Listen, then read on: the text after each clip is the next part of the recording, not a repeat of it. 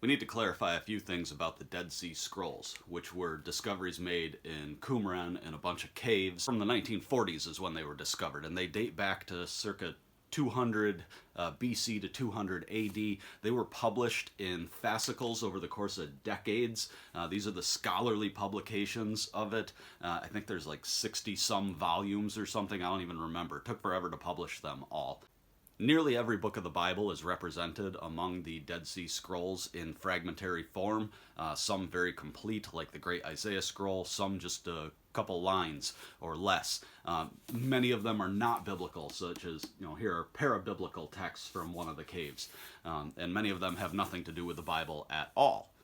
Smaller collected scholarly editions do exist of their entire contents that are thus far transcribed and translated.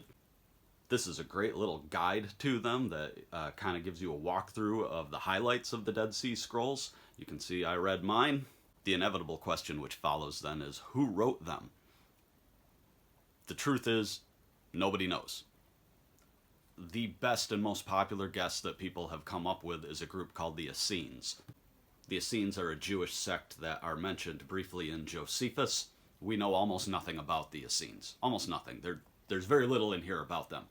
We also don't know that the community that wrote the Dead Sea Scrolls was the Essenes.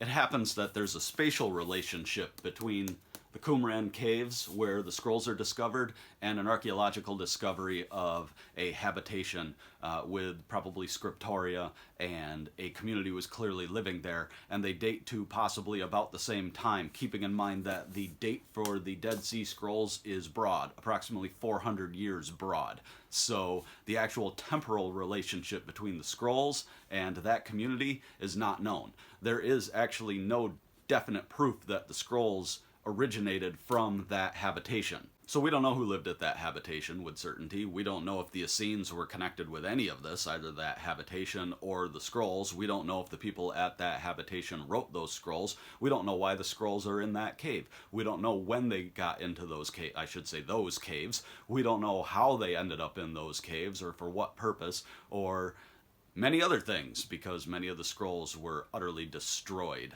prior to their discovery in the 1940s.